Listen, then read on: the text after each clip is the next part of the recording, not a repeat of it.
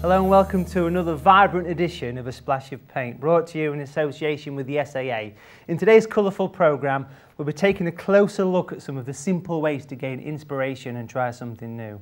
So switch on your creativity. It's time for 60 minutes of all the latest products, tips and techniques from some of the UK's leading artists.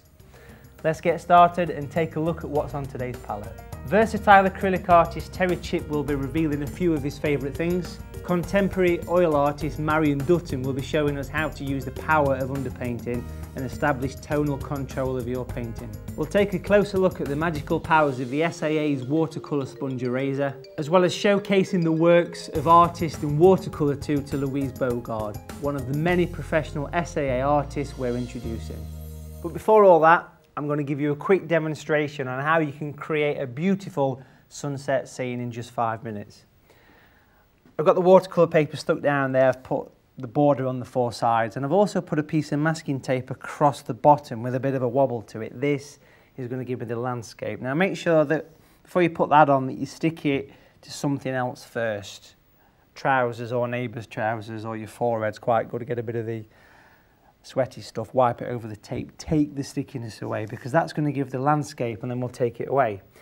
So I'll mix the colours first, and I'm going to use a size 20 brush for this and mix up a few colours, nice colourful bright sunset. First colour is actually going to be yellow ochre, and we're going to use this at the bottom of the sky, and the order that you mix the colours tends to be the order that you put them on as well. So I'll use some yellow ochre there, and again I'm mixing enough to cover the entire sheet of paper. That's yellow ochre, and then we'll go for some alizarin crimson. Again, there's a little bit of water in there to start with, and then I'm going to mix up another colour like a purple. I'll mix this from crimson and some natural blue, and that'll give us a nice deep purple, not the band, and it'll give us a nice dark colour. So we've got the 3 colours, clean brush, and then we'll wet the paper, and away we go. So make sure that tape's stuck down as well. And then make sure it's all nicely covered, so you've not missed any bits.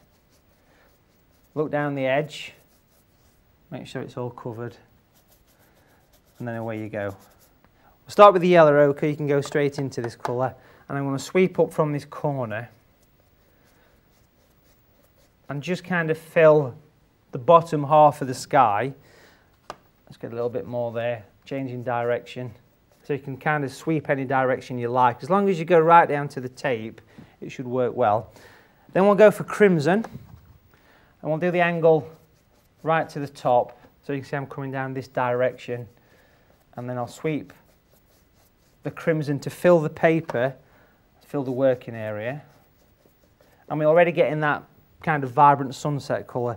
In fact, it almost matches my shirt, this one. Just get a touch more red there. Added a bit more colour to my palette, and then sweep it down. Okie dokie. Straight in to the dark purple, that's the blue and the red mixed together. Right in the top corner for that one. So a really colourful sky. And then I'm going to bring that down, fade it down to the crimson, and put a couple of streaks going down as well. So leaving a bit of a gap and just kind of streaking the brush a little bit. So sweeping it down, because what I want to do there is put the brush away and use a little bit of kitchen roll or tissue just scrunched into a ball, and on the top of those streaks we can kind of put a bit of a fluffy cloud. Can you see I can twist the cloud away, and I'm going to bring it down, making it smaller, turn the tissue over as it starts to lose the white, making it smaller, and you can see that cloud starting to come through there, which is quite effective. Just ever so slightly drag the colour. Can you see I'm sweeping the colour up from the bottom? It helps the cloud look a little bit more realistic, and it also gives a bit of a 3-dimensional feel to it as well. And then I could just creep in a little tiny one just at the bottom there. As long as your paper's wet, you could do this. Of course, if your paper starts to dry, just forget it. It works without it anyway. And then just soften the bottom away, and then that is the sky. And then very quickly, using a large tree brush, just going to mix up some burnt sienna, So that's the tree and texture brush. Burnt sienna mixed with a bit of natural grey. And a bit of a stippling action, squash your brush. And then in this corner, just going to stipple in some distant autumn trees there. And the paper's slightly damp, which is going to help this along quite a lot. And we can just work across, making it smaller as it goes off to the point. I'm just going to creep a crafty one in that corner as well there. And then a little bit of grey by itself right at the bottom, just to put a bit of shadow on those trees as well. And we can see that we've got a very nice, effective little landscape coming through there.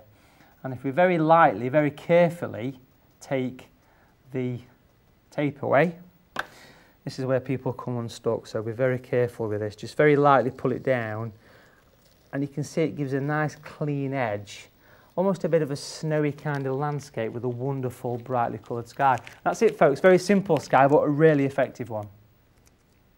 Now it's time for our regular feature, my favourite, with Terry Chipp revealing some of the things that inspires him.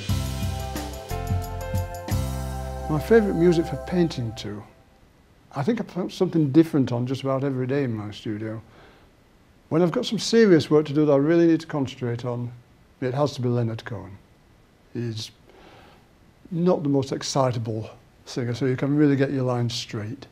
But when I want to really start on something big and get some vigour into it, then there are a number of local bands that I've got CDs of that I like to play, but I often fall back to the old R&B music, not what they call R&B nowadays, but the things from the late 60s and 70s, and then you're painting and dancing at the same time.